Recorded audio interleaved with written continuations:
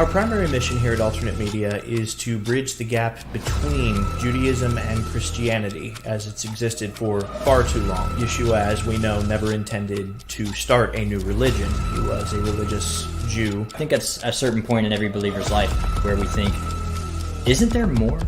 There has definitely been a need within the church. That's something that a lot of Christians are searching for. A lot of Christians know that there is something missing in their faith. And what indeed is intended to fill that is Judaic roots of the faith. The New Testament is very clear about bridging the gap between Jew and Gentile, and we're just returning that mission back to the modern day.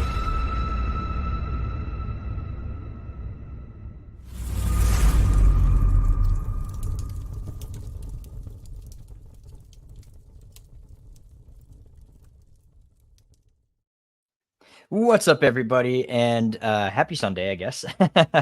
We would like to welcome you to a pretty interesting show here. We're doing an episode of Killing the Church, and we're going to talk about the state of the church. We're doing a sort of state of the church address, if you will. Got a lot to talk about, a lot of things that we've experienced in the past year that me and Brad are going to talk about, because believe it or not, him and I still are involved in our community in different ways, even though we would not necessarily be quote unquote Christian in the same way. So so we got a lot to talk about, and we have a special announcement. Of course, we just released a brand new book. So stick around for that announcement. In the meantime, let's go ahead and bring my compatriot up on the stage here, and we can talk about what kind of spirits we've brought with us. So how are you tonight? Doing well. I'm still working on my courage and conviction, because again, I have many bottles that I have to go through before Passover, and I want to make sure that I get through all of them. Yeah, I will likely have to sell my stuff because I have way too much. There's no way I'm going to get through it all.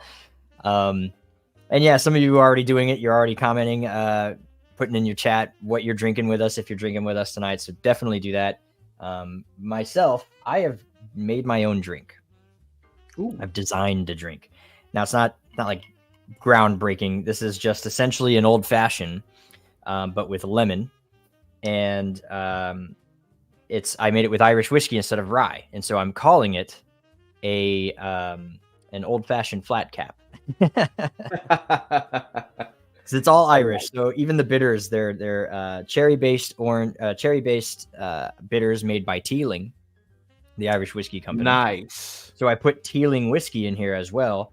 A squirt of lemon juice to kind of, be adjacent to the whiskey sour, right? Which is famous in Irish drinks.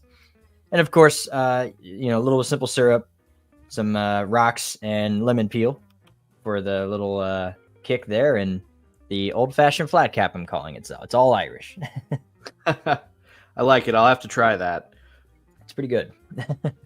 Absolutely. I've done an old fashioned with lemon instead of orange before, but I've not tried those Teeling bitters. I'm curious about those because I like Teeling a lot. Yeah. So I put the two together. It's super good. It's actually like a very pleasant drink. Very surprised. So, and as a backup, I do have a beer here just in case I run out. You can't l'chaim at the end of the show without a drink. It's just bad juju. Right. Can't do it. Bad. So, go ahead. Let's jump into it. Yeah. Tonight, we kind of got the idea for the topic tonight. Not really last minute. It came to us a little earlier in the week, but I don't think we've ever done anything like this. And I think we need to start doing maybe an annual State of the Church. Kind of where has Christianity gone, as far as our personal experiences in local churches and with the local Christians, as far as our experiences broadly with Christians across social media, and just kind of in general. I think it's also good for people to know statistically, right, where the church is, because this, in my opinion, highlights a lot of room for improvement. Yeah, this is that's why I named the episode "Killing the Church," because we're actually going to talk about stuff that's killing the church today. So I was like, oh, we got to bring back the old name for this particular episode. And yeah, as you're talking about, now the thing that most people may not know about us, even though we are largely, obviously, we're Sabbath observant, Sabbath worshiping, but you and I and some of the alternate media staff as well, such as like our executive producer, are actually involved still with some local churches at some level. I all but attend a church every week. Not every single week, but basically 3 times a month or so. I'm on a security detail as well as I sometimes drum if they need a drummer to come in. So I'm actually like pretty involved when it comes to Christianity still to this day, even though like I said at the beginning of the show, I would not necessarily put myself in the realm per se. I've actually made a TikTok video about this. Like, we don't really like calling ourselves Christian because it comes with a lot of baggage and we have to explain everything. And it's just easier to go a different route instead of kind of go with that route. But yeah, we've made so some of this stuff is based on data. Brad, I know you've pulled up some data. I've got some data, some statistics to back up what we're talking about, as well as we have plenty of anecdotal things that we're going to talk about. I got one in particular that I really want to address before the end of the show. I'm still so baffled by the experience, but yeah. So since you got some data and you're a man of beardness and beards love data, why don't you lay it on me? What you got? Well, it's interesting, and this kind of fits right now, right? Because a lot of the statistics that we're going to bring up are not exactly untouched by the COVID-19 pandemic, right? So it kind of works best, I think, that we're doing this now, right? If we had done it before, then they would be very much affected by the COVID-19 pandemic. But it's been about almost a year since the pandemic officially ended in May of 2023, right? So we're pretty well bounced back as a society from it. I know there are other places that are still, they have some level of restrictions. I'm sorry for all of you who live in those areas. But the rest of society is pretty well bounced back and we're back to normal. And that being the case, I think it's important to understand exactly how many people have not come back to church, right? There's naturally, when we were all under lockdown, nobody could go to church. And so a lot of people started just watching the live streams from their home. There are a lot of churches that tried to find different ways of working around it. But when society opened back up, there's a lot of people who just stayed home, right? And it's funny, when we first were in talks about, really trying to expand alternate media into what it's become, back when it was just you and me, and Austin had offered his help to us, he actually brought up some of these statistics, some of these things that people are not getting from church, which is why they just never felt the need to go back in the first place. COVID just gave them the excuse to stop going, and they never went back because they never wanted to be there in the first place. Right. So I think one thing we can look at, right, and this is on the good side, is that church attendance has risen since the pandemic. It is now about at 85% of what it was prior to the pandemic. So it's not all hopeless, right? It's not all bad. There has been an uptick in attendance, but 85% of what it was, understand that 15% is actually a pretty huge 15%, all things considered. Let's see. Yeah, you got some stuff to pull up on screen or just to quote? I will in a moment. I have one up and ready. So ahead. This is an overall attendance one, actually, so it's good that you brought the banner up. But this is here. This is from The website is statista.com. And I'm not entirely sure where this poll is taken from, to be honest. It's a locked out, published by Vera Korhonen, July 2nd, 2023. So this is technically previous years, but this is an overall, like, from 1948 to the present day. So even whether or not we have COVID to consider, we can see a general trend. Now the blue, if I can get my mouse up here, the blue is Protestant, right? And so since the 50s, it's been slowly going down.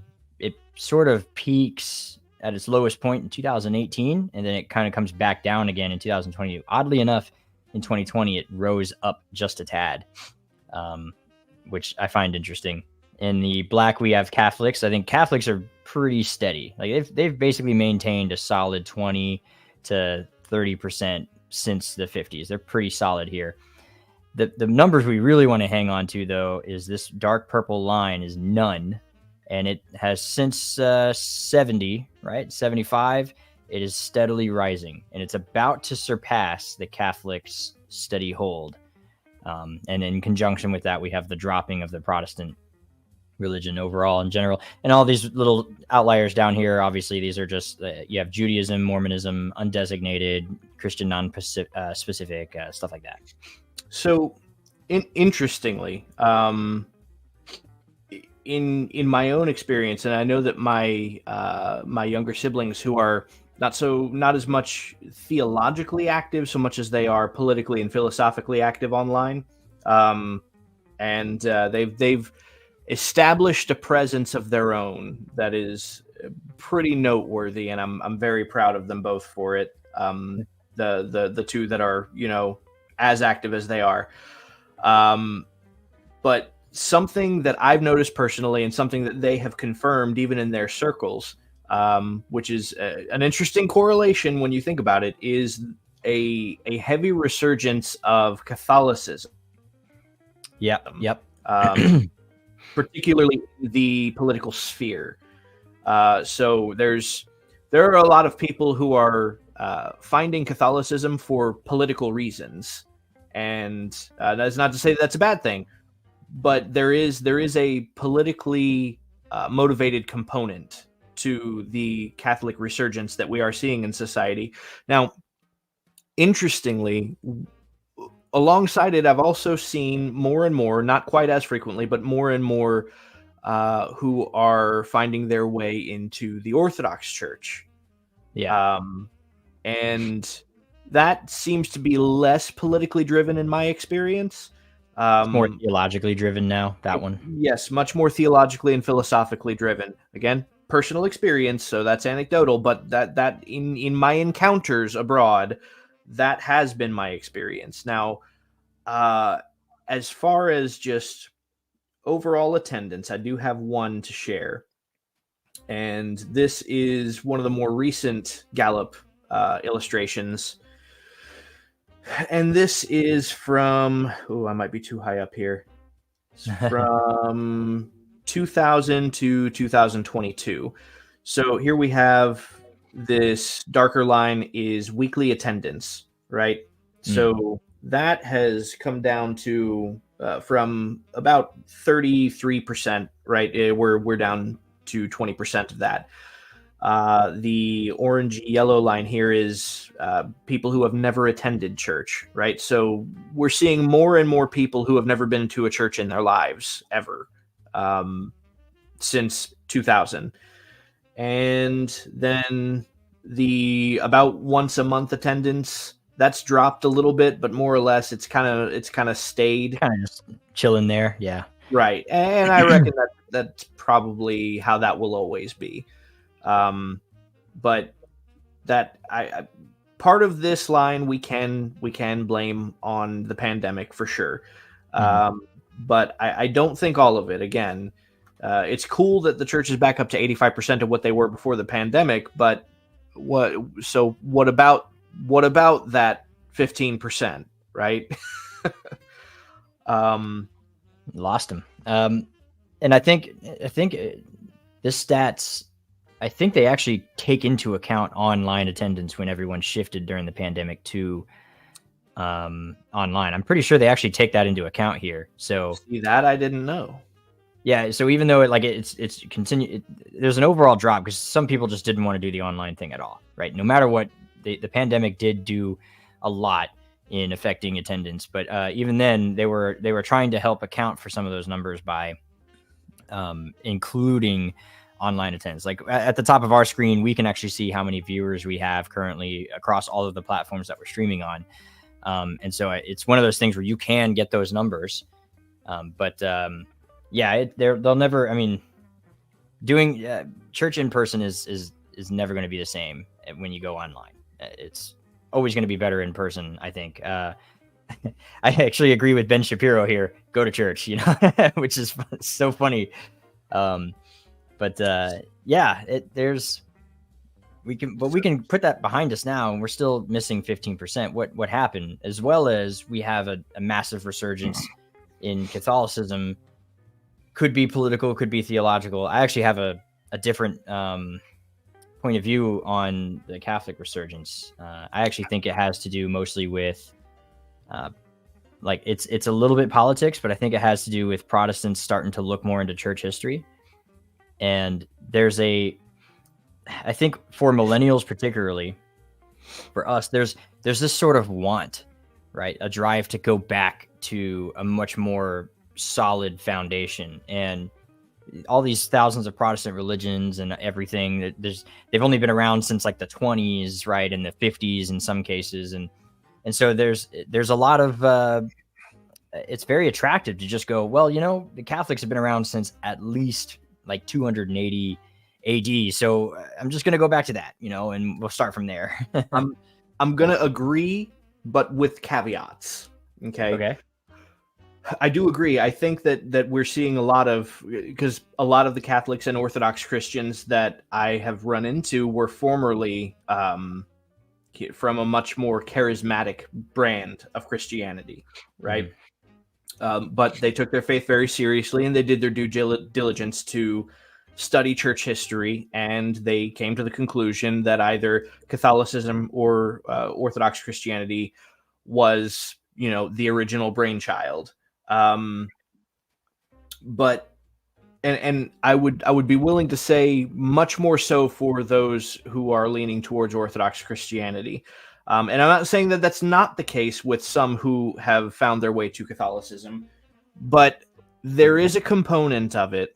And I think this might be a generational thing. So I think older millennials might not be seeing this quite so much, and probably not with Gen X and boomers. And we'll get into generational attendance here in a moment. But I know it's something, again, especially that my younger siblings who are Gen Z, right? It's something that they have experienced a lot of, is the political aspect of it seems to be very connected to white nationalism. And to be honest, an element of anti-Semitism. Names like Nick Fuentes, right, and his following, they preach very, very firmly in support of Catholicism and this idealized version of early 1900s American Christianity, where they think just everybody was a Catholic and it was a more German breed of Catholicism. So it may be generational, but that is a component of what we're seeing. And I've even seen some Facebook pages that I follow them because I've agreed with some of the things that they have said politically. But I've seen some things come across where it's like, all right, that's like tiptoeing very, very oddly close to white nationalism. But it's in support of like a theological, but so like the current dispute going on in the Middle East, right? The Israel-Palestine dispute. Some of these pages perceive this to be something pointless because they view that land as theirs, right? Because the Holy Roman Catholic Church and the Crusades, and that's the nature of the posts that you're going to see regarding this. And then the Orthodox Christians seem to be a little bit indifferent towards the whole subject. So, it take that as you will. But there is an interesting ideological component to at least some of the Gen Z resurgence of Catholicism that we are seeing. Yeah, I can't say that I can speak for any Gen Z. I have almost no experience with Gen Z at all. I mostly speak from a millennial point of view. Right. Again, I do attend almost weekly a church regularly. It's a more or less non-denominational, but I would put it under the purview of like Baptist. I think they just don't belong to the SBC or any Baptist conventions that I'm aware of, so they don't receive any funding from conventions and therefore are non-denominational. But they're very Baptist in their orientation, I would say. Right. Not like a First Baptist, like a general, kind of like a generic Southern Baptist church. Yeah, it's very SBC vibes, I would say, and it's Southern California. It's not like the South, right, of the 13 colonies. Southern Baptist, a little different feel. Everyone's kind of more of a bro over here than than you would get in the Southern East Coast. But what I see here is there's kind of almost no in between. We have older, and then we have really younger, and then that like sort of my area generation is more or less absent. If we're there, we're on stage. Actually, we're playing music mostly. I think millennials, like we were saying before, I think they just have a bigger attraction towards something with a little bit more historical foundation, which is going to be found in your Catholic or Orthodox, and primarily Eastern Orthodox, I think, especially when you start really looking into like the history between the two and the schism that you have, and the Catholics' adoption of a different Nicene, creed. They interpret it different and change it, and you have Athanasian and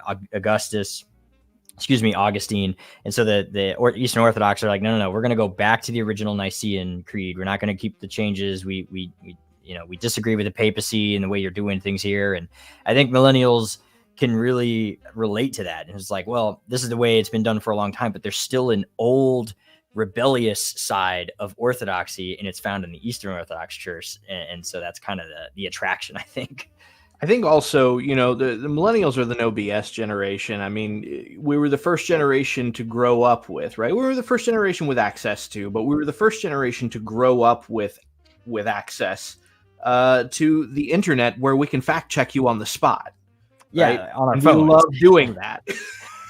Yeah, we like Googling like stuff right away. It's so funny that like I'll be having a conversation with somebody older than me, and usually it's like, oh, I wonder. He'll like ask the question, and I'm like, I mean, yeah, I'm curious too, and I'll immediately pull a phone out and Google it, and I'm like, oh, and then I have the answer, in seconds. And they're like, oh, that's really interesting. And I'm like, I mean, you could have done that too, but he just doesn't have the habit, so he doesn't, right? And so when I have a question, I'm like, I don't save it for later. I look at it now. Right. So that's true. So like, if you try to bring something up to us, and we're like, well, historically, that's not true, and be like, yeah, hang on. Well, there, bro. So we can do it right there. Yeah, and I find that older generations don't do that, even though they have the latest iPhone. They just don't utilize it the same way. Absolutely, and I outside of maybe the few that I might encounter on TikTok, which again, I think a lot of the theology TikTok is a lot of millennials, honestly. Just not to say that there aren't Gen Z on there. I think maybe I just don't encounter them very, very often. So I really have to, I depend on my younger siblings to kind of tell me what's going on in their generation, because I know that they're active in the online sphere of, what's going on. So I really rely on them to kind of give me the state of things, give me the shape of things, and some of it's been very hopeful, and some of it's been very concerning from what I've heard them tell. But it's, since we're talking about this, it's awesome that kind of organically came up, because like the next thing here is generational attendance, right? Real quick before we get into that, right? So just broad sweeping here. 20% of Americans attend church every week, right? That is the Gallup statistic here. That really doesn't seem like a lot. So think about that. It's only 20% of Americans, and I'm not sure what that was prior to the pandemic, but like that 20% is only 85% of what it was prior to the pandemic. So that's just not a lot. It's not a lot, and it seems like that's a number that has declined really fast over not a very long period of time. Say in the last 10 years, yeah. Right. 41% of Americans are in monthly attendance. 57% of Americans seldom or never are in religious attendance. But as far as millennials, we actually have seen the greatest increase in attendance, believe it or not. As Catholic, right? Or Eastern? Well, the greatest increase since, let's see, this is 2019. 2019 through 2020. Yeah, let me pull it up here. I'm trying to figure out a way that I can center it so that you can see the full thing, but there is no way to do it. So, all right. Yeah, there we go. So take your screen width and shorten the width of the screen. Like your window itself. Hang on. Yeah. Maybe.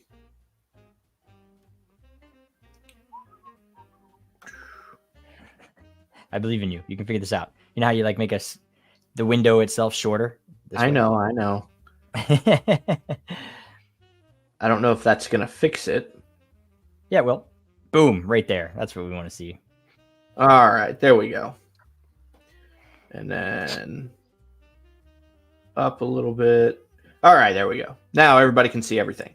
Mm-hmm. So yeah, what we see here, this orange line, that is millennials, right? Oh. So from 2019 to 2020, millennials have actually increased their attendance a lot. That's wild because it started out as the lowest attendance rate from before. Right. That's nuts. Right. So, I mean, hope for that, because, like, honestly, the millennial generation is also kind of the atheist generation. Like you said, like that beginning, millennials were the lowest of attendance. Yeah. So now to see that they are the highest in attendance, so they make up the largest percent of that 85% that makes up the 20%, right? Yeah, that's interesting. I wonder why that is, because I can't even think of a reason why there'd be such a major comeback from the comeback kid like that. Right. And then below that, the darker line we see this. So this is Gen X, right? Yeah. So we saw them drop, right? Their attendance actually fell lower than what the millennial attendance was, and they have also come back up. So this is a good thing, right? Basically, the Gen X and millennials, we saw a dip, right? But they have both come back up in a pretty comparable way, I would say, right? Gen X not quite so much, but that arc is pretty consistent. The outlier here, the boomers. Right, and take that for what it is, right? They are a generation that I suppose this might be part of the answer of, okay, what happened to that 15%? Because if we think about the pandemic, who were the most at risk and probably ended up moving to the great beyond, right? That would be the boomers, right? Yeah. So I don't anticipate their numbers to, have climbed back up to where they were. Like, as a generation, they are phasing out. They're getting to the point where, honestly, to see a curve upward at all there is a little surprising. Right. And so that is a good thing. What this means actually is that in the final days of the pandemic, right, as things started to ebb down, enough of them were actually well enough to start attending church and to actually raise that bar. So honestly, that's a good thing. I like our our executive producer is actually in the chat currently, and he brings up an interesting point that might explain this climb for us, for as millennials, from the Pew peeps. He's talking about like Marines and soldiers that I've been talking to. The millennials are getting hit the hardest financially, and there are no atheists in a foxhole. So it's very much like millennials are living on a prayer. And so they're like, well, what better place to live on a prayer than to go to a church? So that may have something to do with it. There's also, I think millennials are starting to lean conservative now a little bit after having gone through the economic situation that we had, having experienced that and then leaning more conservative. It's sort of almost by necessity, because once you go from sort of financial prosperity into the middle class, now you have to earn $174,000 a year just to be considered middle class now. Right. You need community structure to help support you in your daily life now. You can't just stay at the house on your own, take care of things on your own.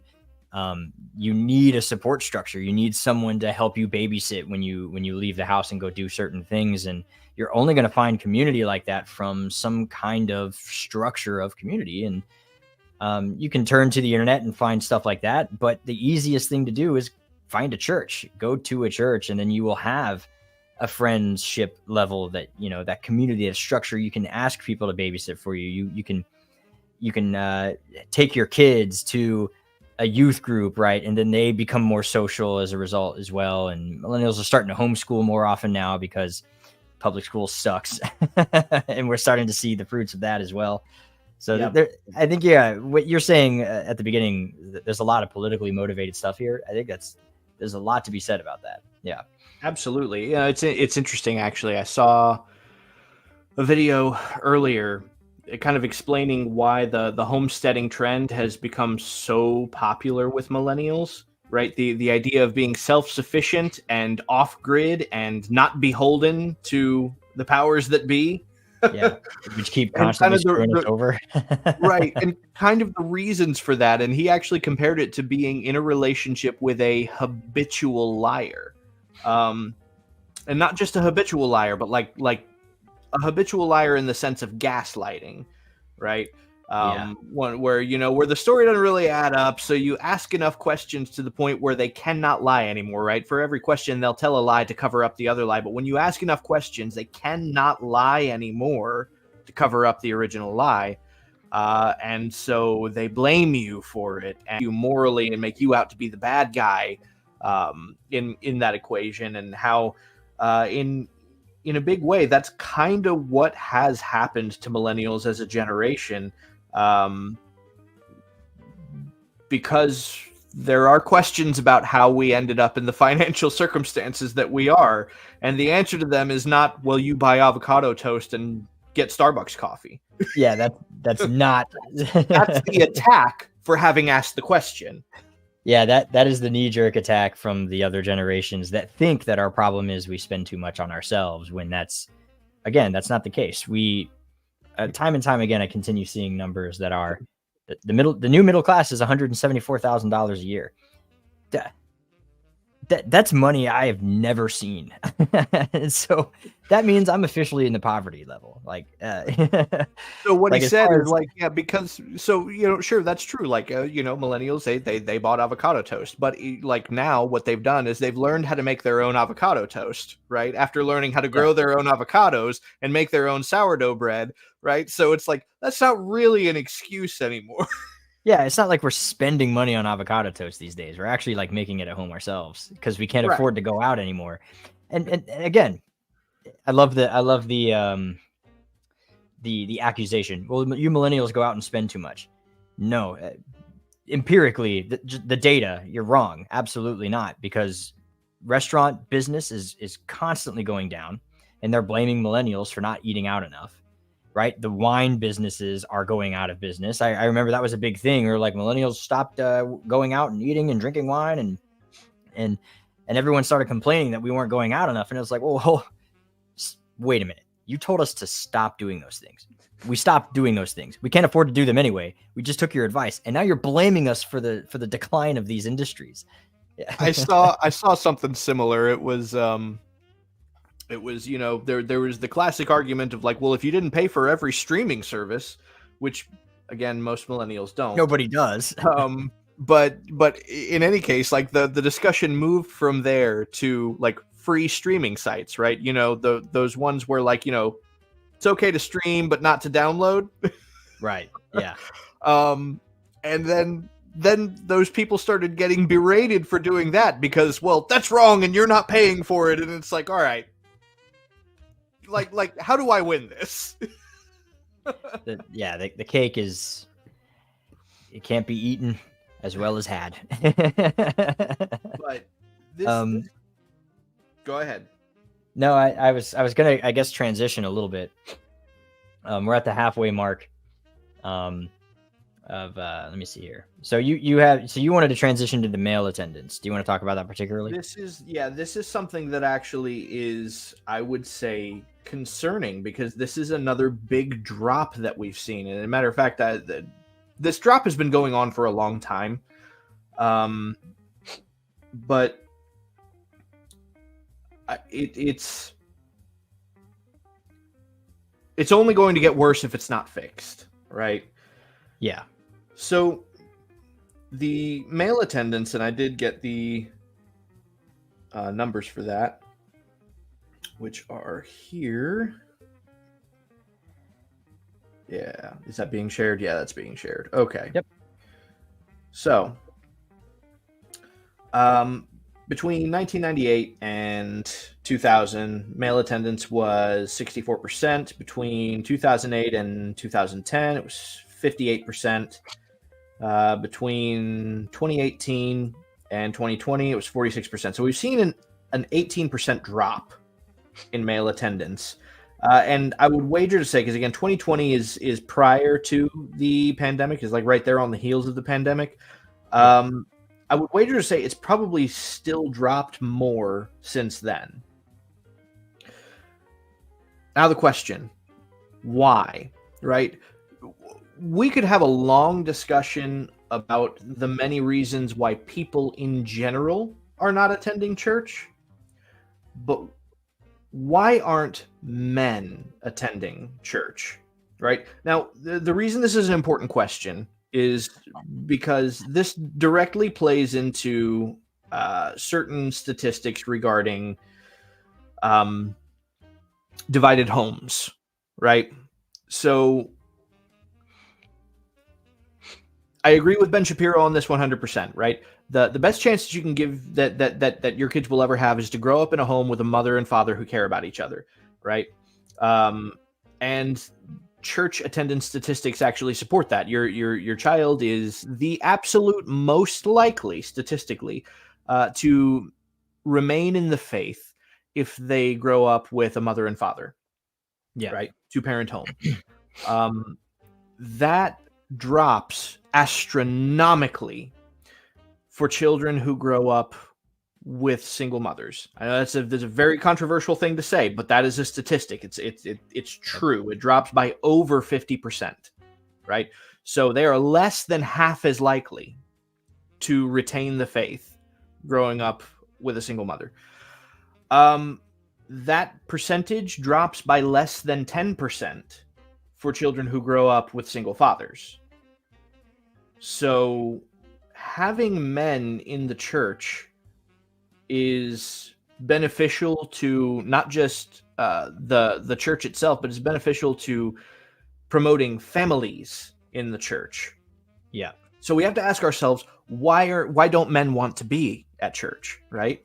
Why do they? And that's really what it is. Like men are not going to church because they don't want to be there. Why?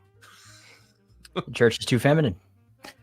Well, I would say there's a number of contributing factors, but I would say I would agree. Matter of fact, I could go on probably for longer than anybody ever wants to hear about how feminism has infiltrated the church. mean, that can be demonstrated in the fact that there are a lot of Christian women out there who wouldn't consider themselves feminist, that if you challenge certain issues will instantly start spouting feminist arguments. Well, I mean, this generation has been completely emasculated by, a lot of factors, and that has bled into the way churches conducted themselves. And so now they're much more feminine focused. And so they've stopped being a sort of rock to lean on for men. It's like, here's anecdotals for you, right? We, the church that I sometimes play drums for and very often pull security for, they have like 18 small groups for women and 1 for men, just 1. And some of the people at the church understand my background in academia, and they don't know that I do the show, but they know that I study this extensively, and that if you have any kind of conversation with me and ask me any biblical thing, people get an idea. They know that I know more than I let on. I usually just try not to talk though in church, because I'll get kicked out. But they came to me and they're like, you should lead like a men's group on something. And I'm like, man, you don't want me to do that. Trust me. And they're like, no. We could really, you could teach, you're a New Testament historian, right? And I'm like, trust me. You don't want that. You don't want this. I was like, I maybe do like a class on Old Testament apologetics or something a little less theologically heavy, but you don't want me to do New Testament anything. You're not going to want that. And I was like, plus I do enough here. Like I got my plate already full. Like I was trying to come up with every excuse in the book not to be explicitly told to lead a small men's group, but they are desperate to have at least one more small men's group. Our church, I think, is a little different. There are a lot more conservatives at the church that I particularly go to. Southern California is super weird. It's basically not California, but yeah, there's like so many options for the women. Have like a breakfast every morning, right? And so and they do like all sorts of stuff, and the men are just like totally forgotten about. And they got one group once every Thursday or whatever, and all they do is it's not like manly stuff that we need as men, for keeping us grounded. You know what I mean? It's something else. It's like it's a what's the, not like a hipster, but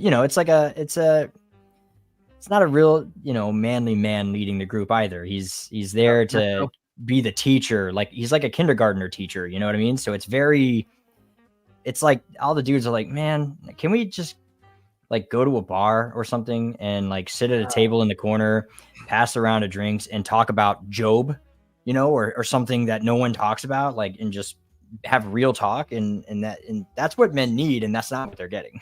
So that is something that we have seen increase, right, in more recent years, is the number of like small town breweries, right, and distilleries that will have a men's group that meet there once a month or something like that to have a Bible study, right?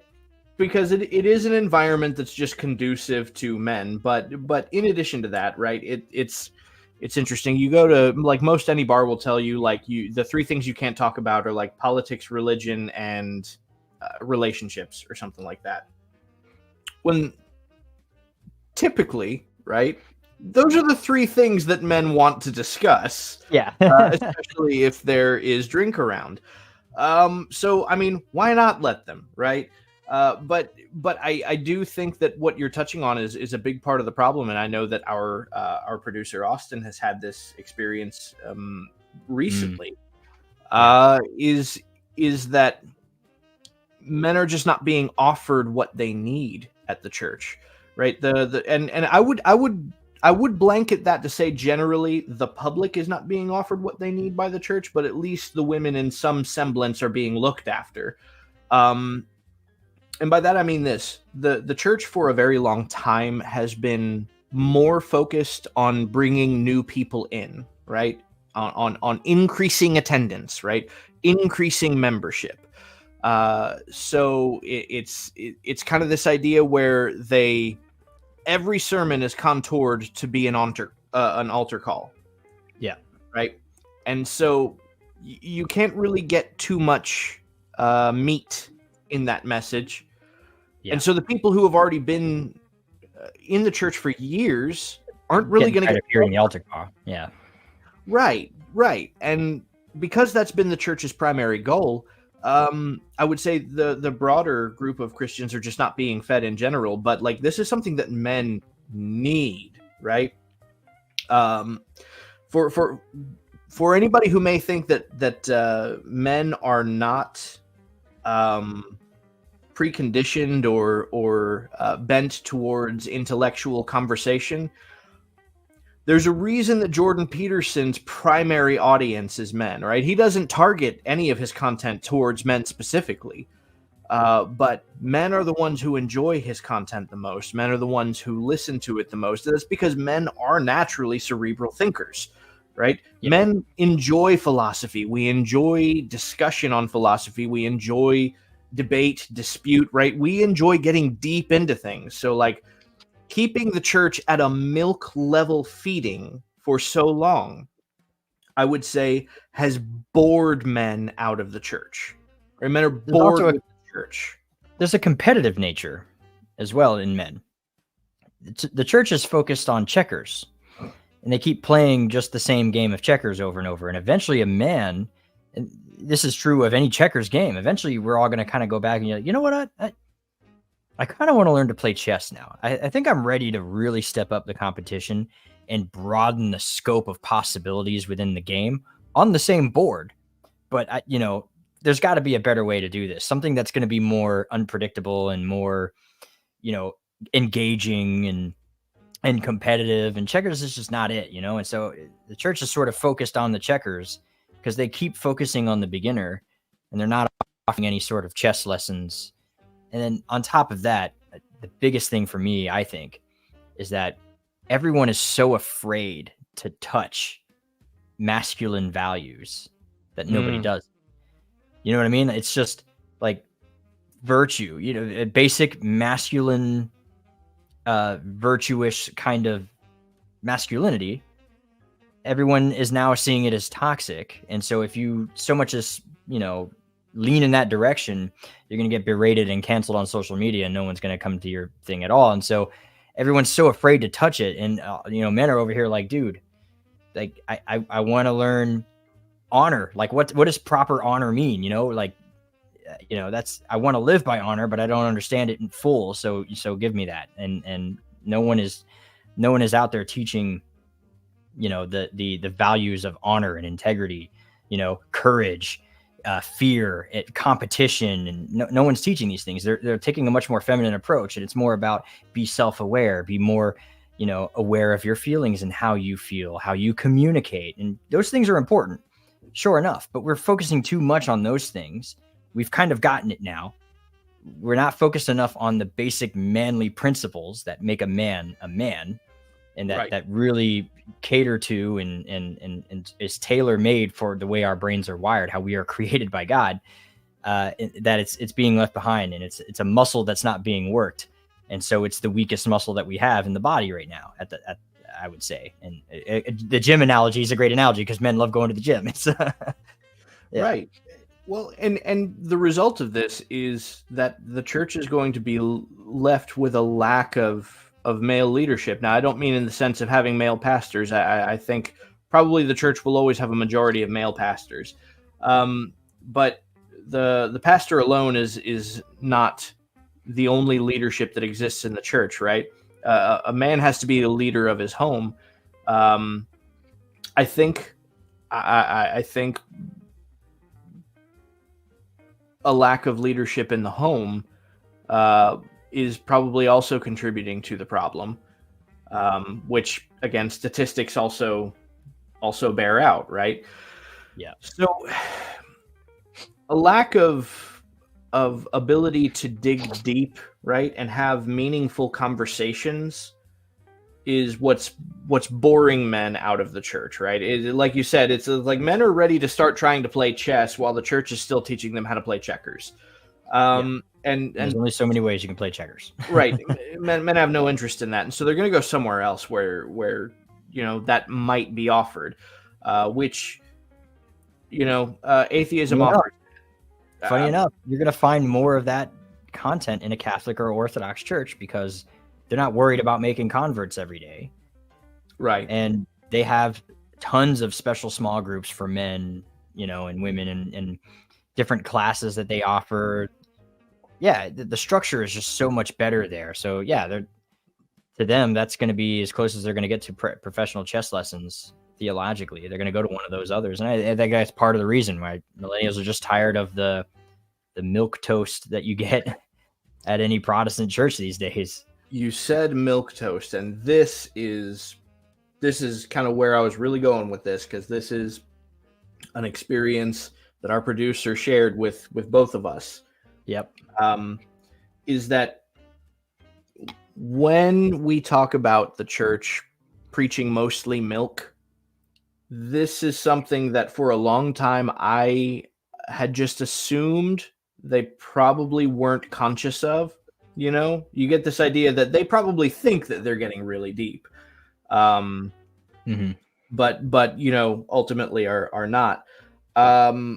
And I'm not saying this is the case for every church, but this is definitely the case for the church that our producer experienced, is that they were fully aware of the fact that they are only giving milk to their congregation. Absolutely 100% aware. The reason we found this out is because in attendance, our producer was trying to serve up a protein shake. I won't even call it meat, right? Yeah. A protein shake. More than usual. Yeah. Right. More than milk. And was uninvited to the church on the basis that the congregation is just not ready for that, because they can only digest milk at this point. So as much as I can't say that that's every church, I know that that's not the only church that is self-conscious. It's almost every church I've ever been to. When I get told, or when I get not invited back, I'm not always explicitly uninvited, but when I'm basically told, hey man, like, don't bother, it's almost always for the sort of the same reason. If I get asked a question, small things, like if I took my hat off to adjust my hair real quick and they see the kippah, and then one thing leads to another, and now we're talking about seats and head coverings and everything, and then the pastor's like, hey, so I'm like, what? Right. I was teaching right out of Luke, the woman with the issue of the blood, he was wearing tzitzit. I didn't even teach Torah observance. I was just teaching historical relevance to certain things, and it's too much of a threat.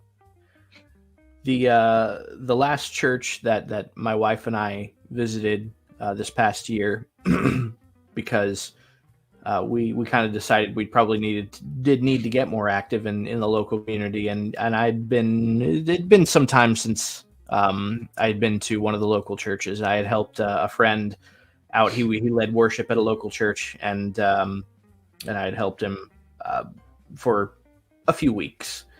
Because he was a guitar player. He hurt his hand, so he couldn't play guitar. So I played guitar so that he could, continue singing, and it was a good time.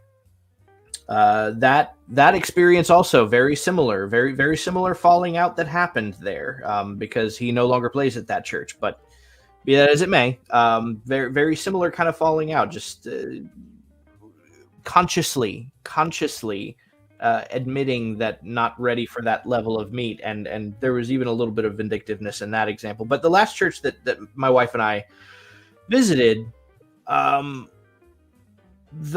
would say the inviting nature wasn't present in this church, right? And I had done a little bit of research on a few of the local churches that I had not been to, because, like, as you know, Seamus, I've been to many of the local churches here. But there have been a few who have sprung up in the past few years, and so I was looking over some of them that I'd never been to and kind of deciding, okay, which one might I want to visit. And this one seemed like the winner. When I say the inviting nature just wasn't there, like you remember, like, we used to go and visit churches together, and like you could pretty much just hang out in the lobby and at some point after the service, if you were hanging out in the lobby, somebody would approach you and initiate a conversation. Yeah. Right. That just didn't happen. Right. We even showed up early and we're kind of hanging out in the lobby waiting for the service, because we went to the second service. Right. So we were waiting for the first service to finish and for them to leave. There's other people in the lobby and everything. Obviously, we are not regular attenders here, and just nobody made an effort at all to initiate a conversation. So it was just kind of like, wow, this is different from what I remember from any other church that I've ever visited. The pastor there, he was a visiting pastor, so I will go back to see what the actual pastor of that church preaches like, because I am curious. But he was a visiting pastor this week. And interestingly enough, I thought he was going to go deep for a minute because he brought up chesed, right? He gave a very, very surface level understanding of what chesed is and worked it into how he needed his sermon to go. And, respect for that. But I think he took a little bit too much liberty and didn't quite expound on what chesed is quite enough to give a full understanding of it. But he went as deep as he was comfortable going, and I think that also that's what we're talking about. So, he probably did know better. I don't know. It's so. Here's an example. Actually, I'm really glad you brought up a pastor giving a lesson. So this is an example I've wanted to bring up all night. I think they oftentimes do know better. Maybe not always. 60% of the time, a majority, but a slight majority.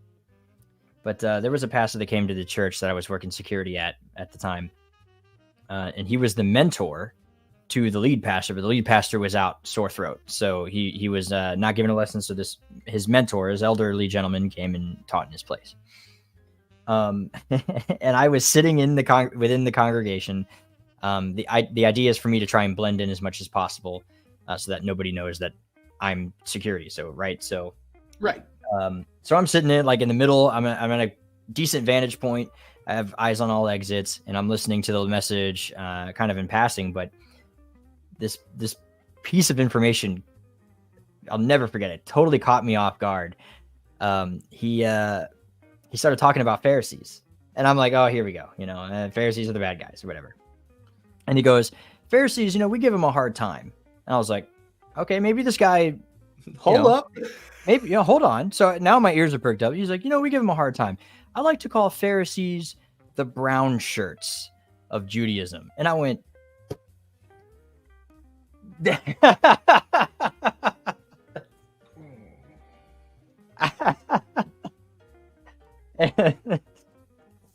I was like, oh man, that's rough, dude. What? I even texted my dad and was like, dude, you're not, did I just, and so that's what people can see through that stuff though. It's not just me. A lot of people hear stuff like that and they're not stupid. People get it. And they're like, whoa. You just called Pharisees Hitler Youth. Like, are you serious? You can't do that. Even if you don't like the Pharisees, and so it's stuff like that. We hear stuff like that all the time from pastors, and they think they're being clever or funny or whatever. But I think a lot of people can see through that they're not. It's fairly disturbing, in fact. Right. That was unforgettable for me because it was like the one time where my attention was off on not on duty. But I'll tell you the one thing they have in common, the only thing they have in common, is that they are ultimately the name that you will be called in some level of discourse where there's a disagreement, right? When it's religious and there's a disagreement, ultimately one side is going to be called a Pharisee. Whereas when it's political and there's a disagreement, ultimately one side is going to be called the blind Germans. Yeah. That's the literally Hilters. the only thing they have in common is the use as a pejorative to end the conversation when you no longer want to have an intellectual conversation. And that's what I mean. People can see through that. People can tell when you're diverting away from the real issue. And Christians are just uninterested in that technique. You have one conversation with an atheist and you'll never get away with it. So you need to learn. And so they're going to eventually go, well, this church is not teaching me crap about any of this in a real meaningful way that's other than dismissive. And so they're going to go somewhere where there's more foundation, which is you are going to have that in Orthodox or Catholicism. Now, we would say, obviously, the answer to this problem is Judaism.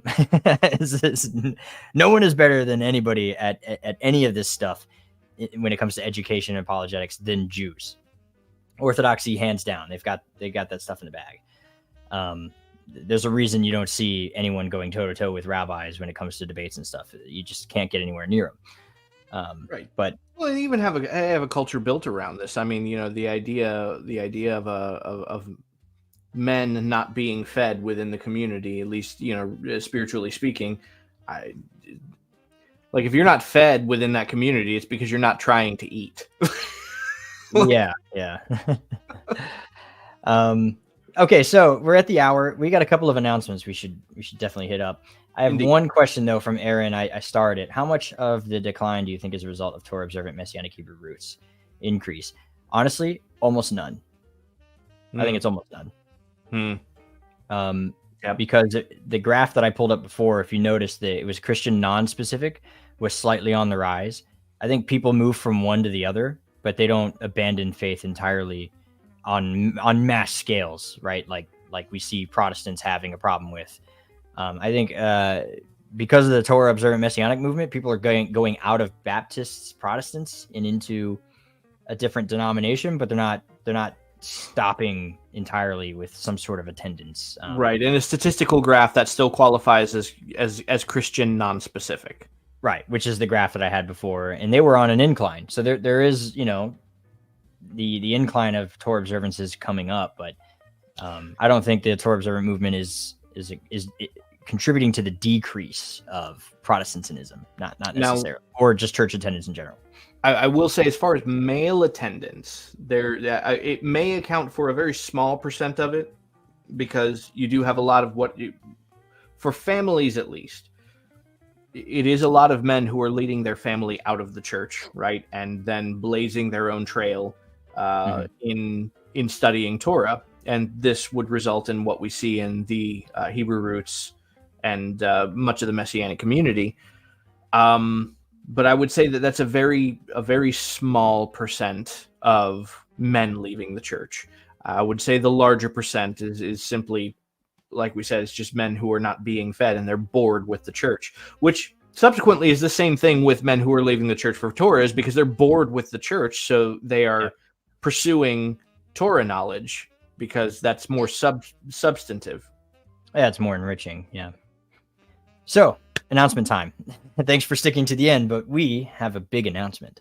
Big.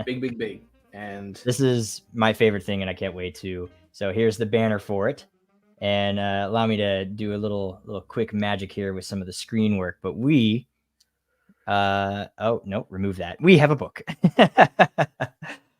We've published our very first ever book.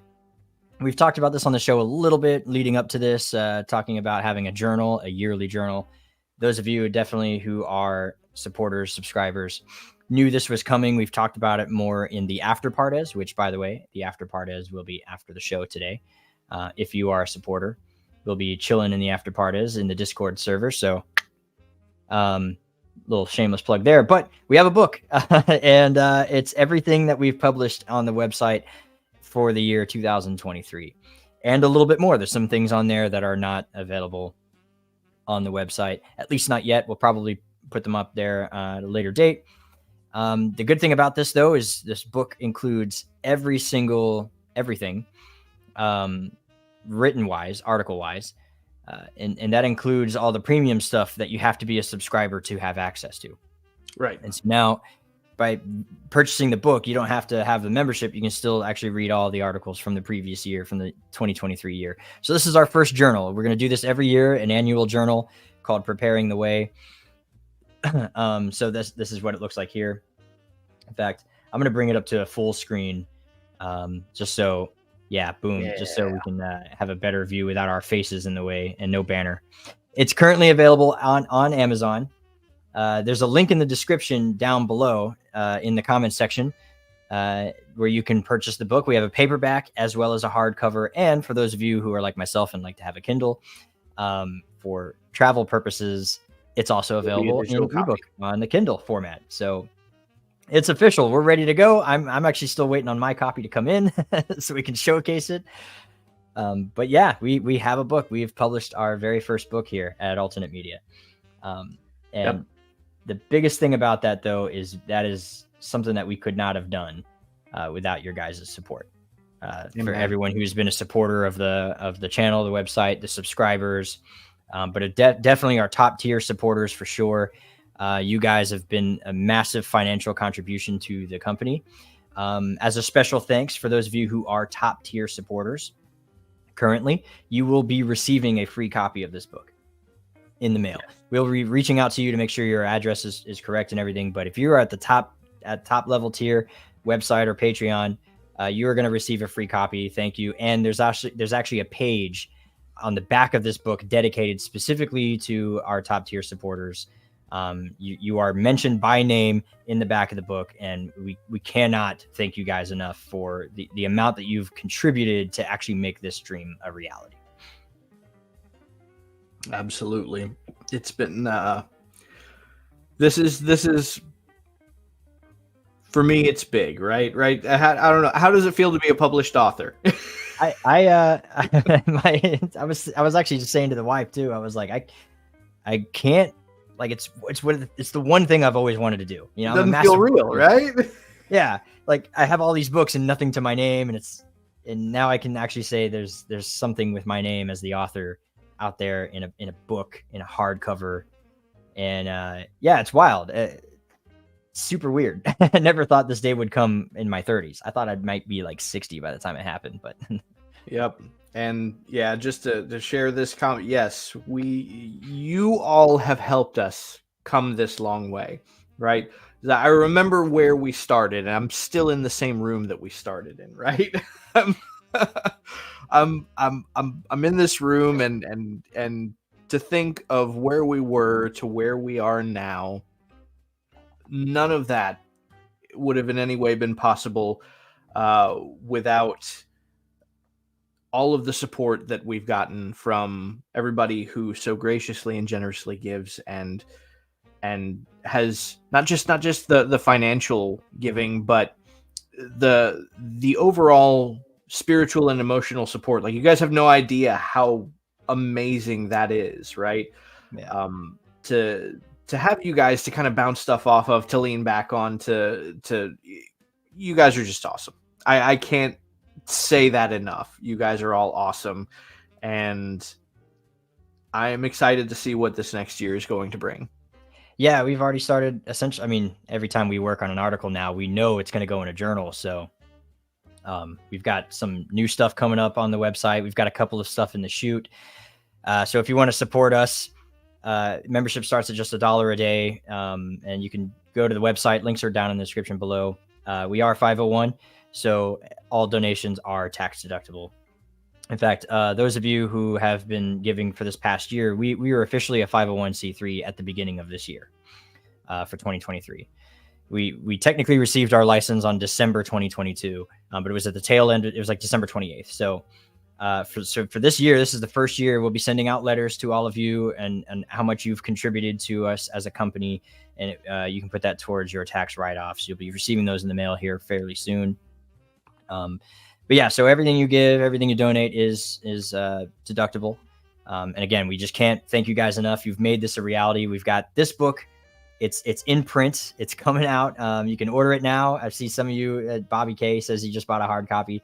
We have another book coming out too. We're trying to produce. Hopefully, do you want to announce it here, or do you want to like that? All right, so we're trying to produce a Haggadah in time for Passover. So we've got another book in the chute, hopefully to come out just in time so that you guys can order it and have it ready for use at your Passover Seder. Whether you're a beginner, first time attending, or a beginner, first time hosting, this book is designed to help you, help guide you through if you're a lot newer at the process, or if you've never hosted before, help you guide in the way of hosting, even if you've been to 100 Seders in the past, what to expect and stuff like that. So we're trying to push that out here soon. God willing, hopefully we can get that out before Passover comes around, or in time for it to be ordered. And then, yeah, we've got a couple of other stuff we're working on, but again, we could not have done any of this without you guys, our beautiful supporters. And so that being said, actually, if you haven't yet, like and subscribe. We didn't say any of that at the beginning of the show. Yeah, we got good stuff happening. We've come so long, and I cannot believe that we are where we're at. Just the one book alone is such a massive accomplishment. Like, I can't wait for next year's book, because I've already written like 3 articles for next year's journal that I'm like super excited about. So I can't wait to put it in the next year's book. Yeah, absolutely. Definitely. If you want to see more content like this, you want to help us produce content like this and help in our mission, definitely hit the like and subscribe button. Ring the bell so you know that when we put new videos up. Take a visit. Stroll over to our website, check out some of the content that's there. If you feel like becoming a donating member, the option is there. That gives you access to a lot of exclusive content that's on the website. Also gives you access to the after parties, where we will be going here to discuss whatever. That's your opportunity to roast us, ask us questions about tonight's episode, ask us questions about something completely unrelated that you're just curious about. We can talk video games, politics, religion, whatever you want, right? That's what we're there for. Definitely consider becoming a paying member, because even at the lowest level, which I think is $1, right? $1 a month. That gets you in. That also gets you into the Purim giveaway, right? Every year, Purim, we have a massive giveaway. We give away several books, and we have a grand prize. It's a bookshelf starter kit.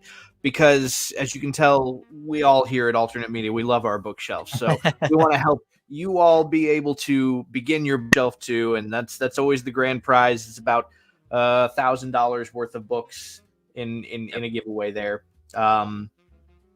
So that being a member at $1 gets you into that drawing, and I can't say any more really. It just, it's an awesome thing to be part of this community, and we love you all and could not do it without you guys. We really do try to give back as much as we can. So we give away books that will help other people to understand the walk, the life, the apologetics of it a lot better. And actually, trust me when I say, between all of the Alternate Media staff, no one has benefited a paycheck from any of this so far. We've given all of it away in some way, shape, or form, or we've used it for overhead, website development, what you're watching, the streaming now, and the book, the publishing. Like, we put it away, but we've not pocketed a single dollar from any of it. We've been giving most of it away. Yep. But that being said, we hope that this has blessed you. We hope that this has, at the very least, educated you, given you something to chew on, especially about the state of the church, and maybe some changes that can be made, some ways that we can maybe pursue a future that would help affect a better change for the church. That being said, hope to see you all in the after parties. Yeah, we'll see you there. L'chaim. L'chaim.